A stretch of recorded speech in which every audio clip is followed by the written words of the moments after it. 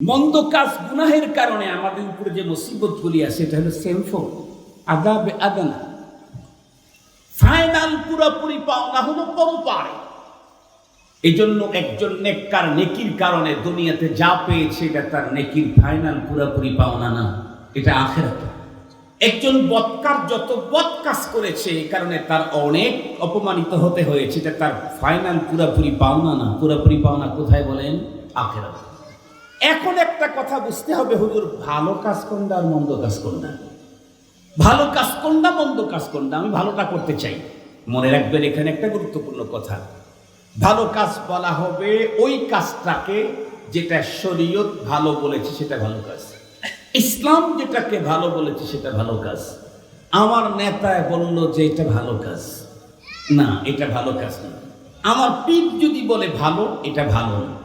নেতার মানদণ্ডে যেটা ভালো সেই ভালো না,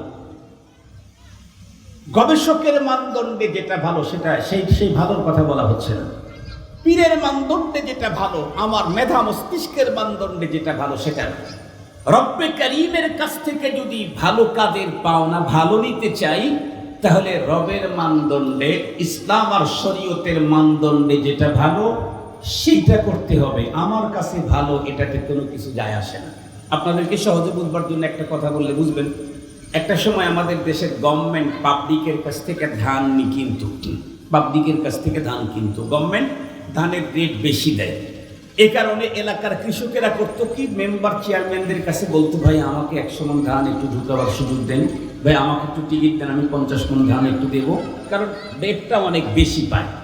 তো আমি যতটুকু শুনেছি, মেসালের জন্য বলছি, গভীর তাহকিকের দরকার নাই, কারণ এটা তো মূল কথা না, এটা তো একটা মেসাল।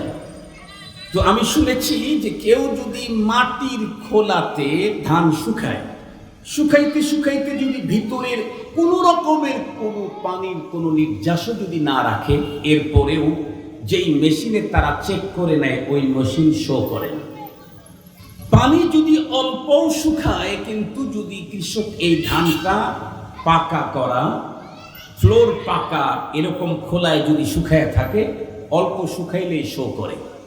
এখন আপনি যদি কৃষক মাটির খোলাতে শুকায় নিয়ে গেছেন, ভিতরের কোনো পানি পুরি কিচ্ছু নাই, আপনারটা শো করলো না। আর একজনের ভিতরে অনেক পানি আছে ওই ধানের ভিতরে, তারটা শো করবে। আপনি যদি বলেন ওর চাইতে আমারটা অনেক বেশি শুষ্ক, এই বক্তব্য কিয়ামত পর্যন্ত দিলেও কাজ হবে না। কেন?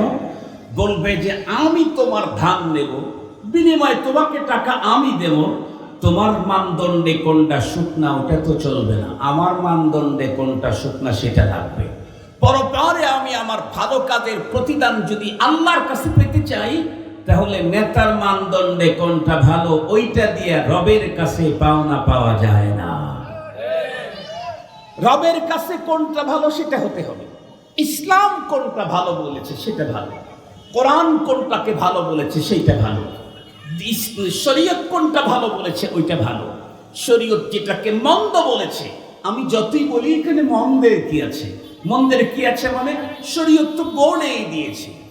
এই জন্য মুহতারাম হাজিরিন, ভালো আর মন্দ, ভালো যেটা করব এটা শরীয়ত যে ভালো বলেছে সেই ভালো আমাকে করতে হবে। এবার আসেন তৃতীয় নাম্বার মেসেজ আল্লাহ পাকে। আল্লাহ তাআলা কি বলেন?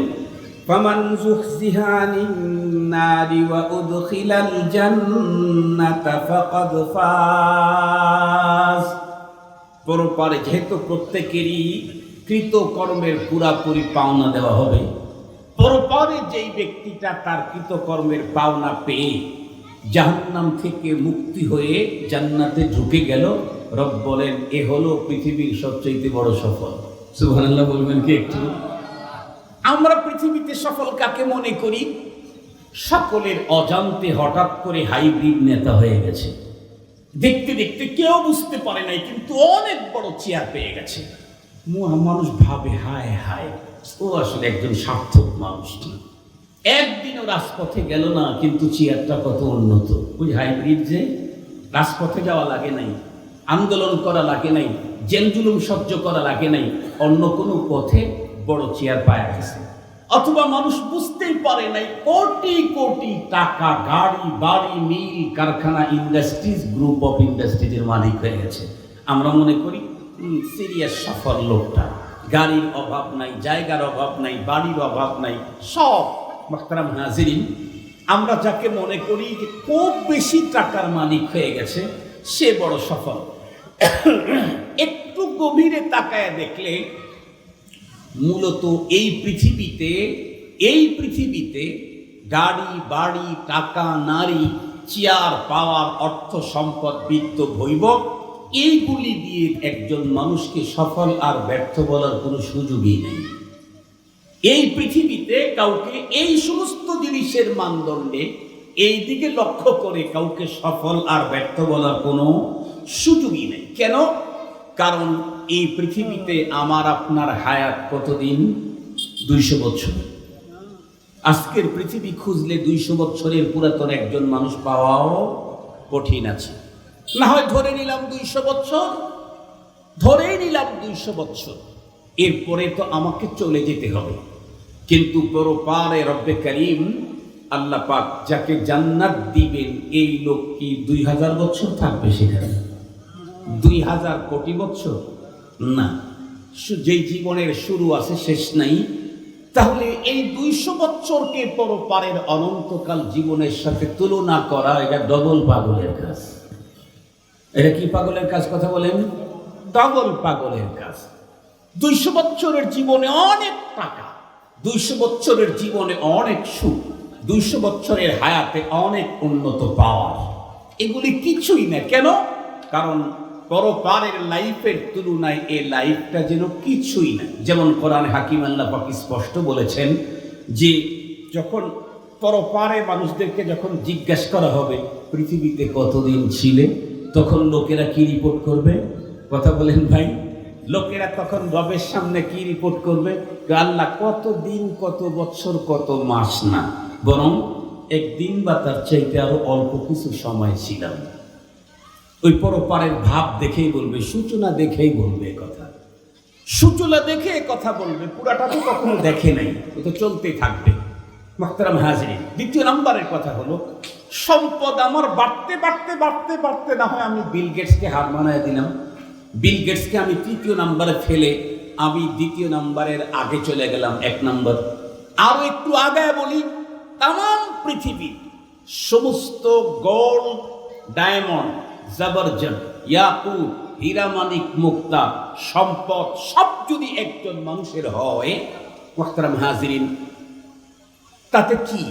কারণ রব্বে করিম যেই মানুষটাকে পরপারে জান্নাত দান করবেন, সবচাইতে নিম্নমানের জান্নাত যাকে দেওয়া হবে, সেই লোকের জান্নাতের বাইরের বাউন্ডারি ওয়ালের গেটে যে গেট লাগানো আছে, তার একটা পাল্লা সমানও হবে না তামাম দুনিয়া বিক্রি করলেও।